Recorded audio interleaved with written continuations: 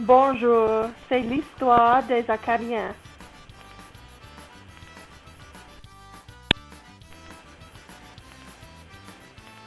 This is the history of the Acadiens. Ils étaient nés en France et ils ont voyagé à travers l'océan à le même niveau. They were born in France and traveled across the ocean to the New World. Ils ont nommé la ville nouveau l'Acadie. They called their new home Acadia. Les Acadiens ont habité du nord-est américain depuis 110 ans.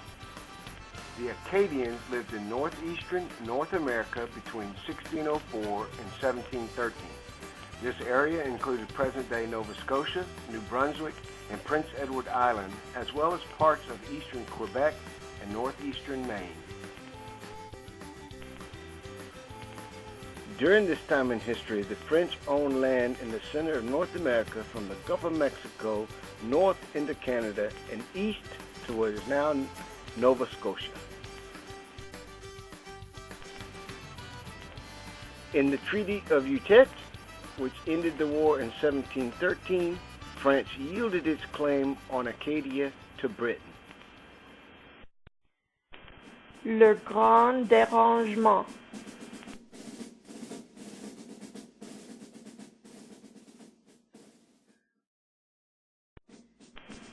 The Acadians who remained in the British-controlled Acadia, renamed Nova Scotia by the British, claimed neutrality in the ongoing conflict between France and Britain.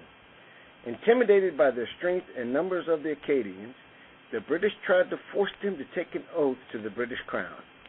They continued to claim neutrality and refused the oath. Colonel Charles Lawrence, who was stationed in Nova Scotia, took it upon himself to rid Britain of this nuisance. In 1755, Colonel Lawrence ordered the expulsion of the Acadians. Beginning in the fall of 1755 and continuing for several years, those who did not flee to the French-controlled lands were rounded up by the British. Oftentimes, the men of the village were called to an official meeting in the local church. The British then locked the men in the church while their troops rounded up the women and children and began putting them on ships. The men soon followed their families onto the ships. Unfortunately, many families were separated and were put on different ships. Some Acadians were sent back to France and some were distributed among the British colonies along the east coast. Many eventually found their way to South Louisiana. The Acadians brought with them to Louisiana their rich culture, food, and language, never giving up their identity. Through the years, these strong, vibrant people came to be known as Cajuns. Le terrain nouveau.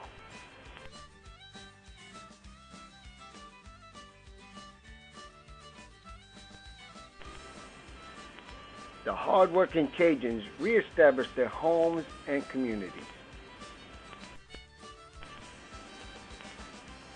They made their homes along the bayous, rivers, and swamps. Le travail.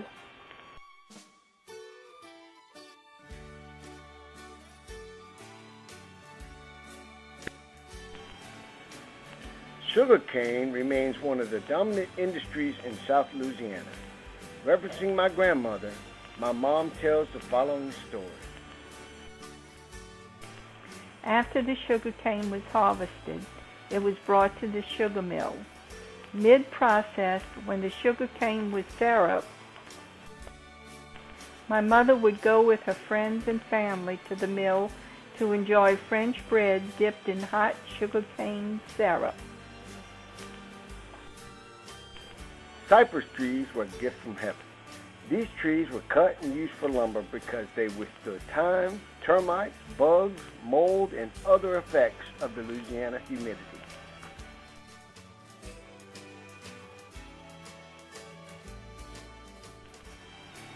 oil was discovered in Louisiana in the early 1900s. The abundance of oil continued for decades. My dad recounts this story. When I was a child, I visited my uncle's rice farm. I was surprised to see hundreds of wooden oil rigs. At night, while trying to sleep, we continually heard the noise of gas from the wells escaping and burning. Les gens.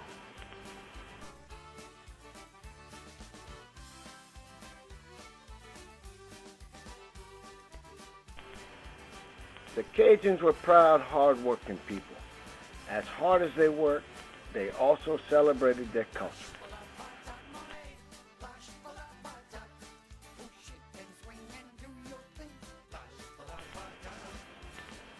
They passed on their language and traditions from one generation to another through music and raconteurs or storytellers. La musique.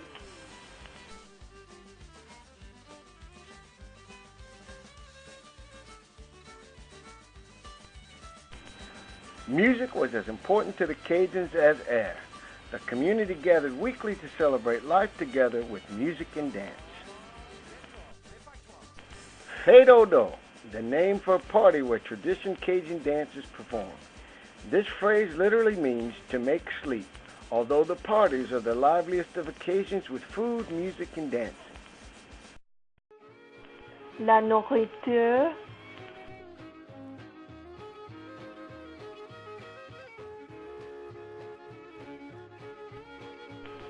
Family gatherings always involve food. The spicy flavors are now popular all over the world.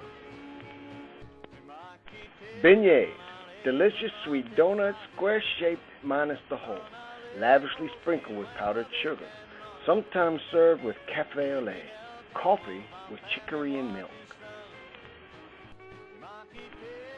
The horse-drawn Roman candy cart is a traditional sight in New Orleans. The saltwater taffy was a favorite item enjoyed by everyone. Po' boy, a sandwich extravaganza that began as a 5-cent lunch for poor boys. Always made with French bread, po' boys can be stuffed with fried oysters, shrimp, fish, crawfish, meatballs, smoked sausage, and more. Aye! In Louisiana, the legend of the crawfish says, when the Acadiens were deported from Nova Scotia, the lobsters were so sad. So, they followed the Acadiens down to Louisiana. The long, weary trip caused them to shrink to the size of crawfish.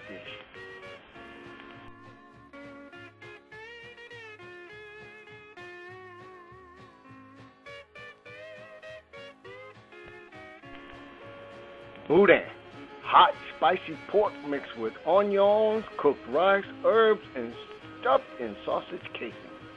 Oh! Étouffée, a succulent, tangy tomato-based sauce. A smothered dish usually made with crawfish or shrimp. Jambalaya. Louisiana chefs sweep up the kitchen and toss just about everything into the pot. A rice dish with any combination of beef, pork, fowl, smoked sausage, ham or seafood, as well as celery, green peppers, and often tomatoes. Red beans and rice, the traditional Monday meal. Red beans are cooked with ham or sausage and seasoning and served over rice.